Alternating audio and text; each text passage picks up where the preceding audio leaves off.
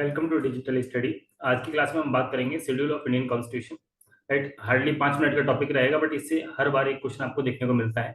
बात करते थे कि शेड्यूल अगर साधारण भाषा में देखा जाए तो शेड्यूल है क्या। तो शेड्यूल देखिए एक ऐसी चीज है जो कि आपके कॉन्स्टिट्यूशन में नहीं लिखी गई है, उसको यहाँ पे मेंशन किया गया है। तो इसी चीज को उन्होंने यहाँ पे इंग्लिश में लिख के दिया है। अच्छा, पहले देखा जाए तो पहले 8 शेड्यूल थे, अब कितने हो गए?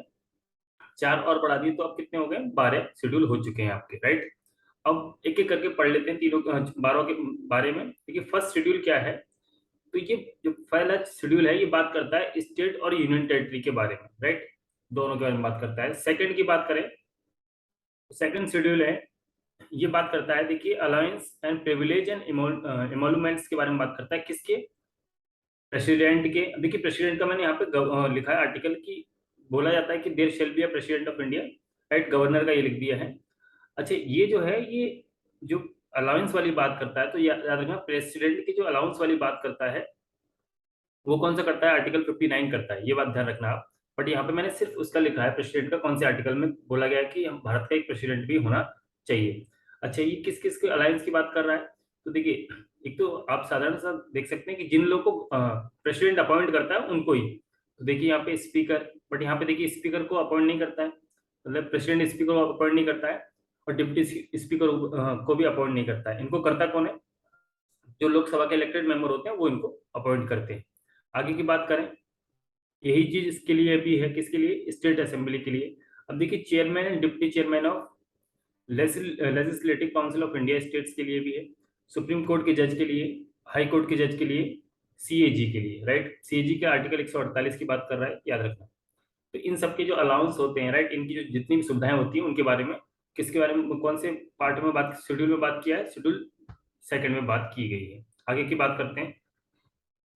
देखिए थर्ड में क्या बोला गया है उनकी, सेकंड में देखिए, सेकंड में बोला गया था अलाउंस के बारे में और प्रिविलेज के बारे में, थर्ड में बोला गया उनकी ओथ के बारे में। राइट, तो ये सब बात आपको याद रखनी है, किस किस के बारे में? Union minister, parliament, supreme court जजेस, सीएजी, स्टेट मिनिस्टर, इन सब के बारे में बोला गया है। ठीक है, फोर्थ के बारे में बात कर लेते हैं। तो फोर्थ में बोला गया है कि सीट की एलोकेशन होगी किसमें? स्टेट में, यूनियन टेरिटरी ऑफ, किसके लिए? राज्यसभा के लिए। राइट, तो राज्यसभा की सीट के बारे में बात किया है। अगर इसके आर्टिकल की बात करें तो आर्टिकल राज्यसभा का कौन सा है? 80 है। राइट, आगे बात करते हैं। फिफ्थ में देखिए बोला गया है administration control of schedule area and schedule tribe के बारे में बात की गई है। और सिक्स की बात करें, छठे में बोला गया है, देखिए स्पेशल प्रोविजन दिया गया है किसकी, कौन कौन से स्टेट को? असम, मेघालय, त्रिपुरा, मिजोरम। राइट, तो ये आपको याद रखना, सिक्स में कई बार पूछा जा चुका है। राइट, सेवन्थ के बारे में बात कर लेते हैं। देखिए सेवन्थ में बोला गया है कि इसमें 3 लिस्ट दी गई है, यूनियन एंड स्टेट और इनके बारे में, और कॉन्करेंट लिस्ट। राइट, मतलब आप ये एक तरह से ये कह सकते हैं कि स्टेट और यूनियन के बारे में और कॉन्करेंट के बारे में बोला गया है। ठीक है, अब देखिए कॉन्करेंट हमने कहाँ से लिया है, तो ये आप बात याद रखेंगे, हम लोगों ने ऑस्ट्रेलिया से लिया है। अब बात करते हैं एट्थ की। तो देखिए एट्थ में बोला गया भारत में कितनी ऑफिशियल लैंग्वेज है, तो 22 है। राइट, देखिए ये क्वेश्चन आरआरबी एनटीपीसी में पूछा गया था कि 4 ऑप्शन दिए थे उसमें। राइट, और वो बोला गया था कि इसमें से कौन सी हमारी ऑफिशियल लैंग्वेज नहीं है, तो आपको सभी का नाम याद रखना है। असमी है, बंगाली है, बोडो है, डोगरी है, गुजराती, हिंदी, कन्नड़ा है, कश्मीरी है, कोंकणी, मैथिली, मलयालम, मणिपुरी, मराठी, नेपाली, उड़िया, पंजाबी, संस्कृत, संथली, सिंधी, तमिल, तेलुगु, उर्दू। ये सब बात भाषाओं के बारे में आपको पता होना चाहिए, कि एटलीस्ट इनके नाम तो पता होना चाहिए आपको। राइट, कब देखिए पहले क्या है कि इसमें बाद में एक एक करके जोड़ गई, तो इनके आर्टिकल आपको इतने जरूरी नहीं है, बट आपको इतना तो पता होना चाहिए कि ऑफिशियल लैंग्वेज 22 है, उनके नाम क्या क्या है, एटलीस्ट इतना तो पता होना चाहिए। नाइन्थ के बारे में बात करें तो देखिए आपको पता है कि एट्थ हमारे शेड्यूल पहले थे, फिर बाद में 4 और जोड़े गए, तो इसका मतलब नाइन्थ को पहले जोड़ा गया होगा। तो नाइन्थ में हम बात कर लेते हैं। तो देखिए नाइन्थ में बोला क्या गया है, तो इसमें पहले तो लैंड रिफॉर्म के बारे में बात की गई थी। राइट, दूसरा पॉइंट आपको याद रखना है कि एवोल्यूशन ऑफ जमींदारी सिस्टम, तो इसको भी याद रखना है।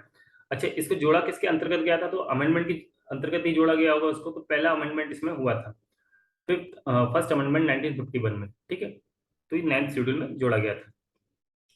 अब बात करते हैं टेंथ की। राइट, टेंथ के बारे में बात कर लेते हैं। तो टेंथ में क्या है आपका? देखिए इसमें बोला है it contains the provision relating to disqualification of the member of parliament and state legislature on the ground of defection. देखिए डिफेक्शन का मतलब क्या होता है? देखिए मैं आपको बताता हूँ, यहाँ पे 1 नवंबर 1966 को क्या हुआ था देखिए, तो 1 नवंबर 1966 को मैंने बताया था आपको कि अ, पंजाब, हरियाणा और चंडीगढ़ बने थे। तो देखिए 67 में क्या हुआ था कि इलेक्शन हुए थे। कहाँ पे? हरियाणा में फर्स्ट टाइम इलेक्शन हुए थे। तो उसमें क्या हुआ था कि एक व्यक्ति ने 9 घंटे के अंदर 9 घंटे के अंदर उसने 3 बार अपनी पार्टी को बदल लिया। पहले तो उसने यूनाइटेड से आके कांग्रेस में आया, फिर कांग्रेस से फिर चला गया। तो इस बात को ध्यान मद्देनजर रखते हुए कि कोई भी जीतने के बाद अपनी पार्टी ना बदले, तो उसको हम एंटी डिफेक्शन लॉ कहते हैं, राइट।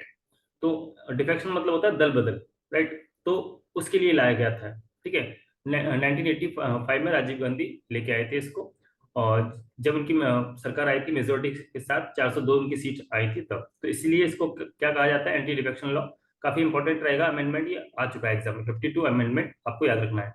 बात कर लेते हैं टेंथ की, 11th और 12th की। देखिए 11th में क्या गया है, आपके पंचायत के बारे में बात की गई है। तो आपको ये याद रखना है कि कितने मैटर हैं पंचायत में। 29 मैटर के बारे में बात करते हैं, और कब अमेंडमेंट हुआ? 73 1992 में। और लास्ट आपको रखना है, देखिए इसमें पंचायत हो गया, तो इसमें म्यूनसिपलिटीज होगा, और इसमें कितने सब्जेक्ट हैं? तो सब्जेक्ट आपको 18 याद रखने हैं इसमें, और इसका जो अमेंडमेंट है वो भी याद रखना है। तो ये छोटी सी वीडियो मैं आज हम नहीं रखेंगे। Thank you.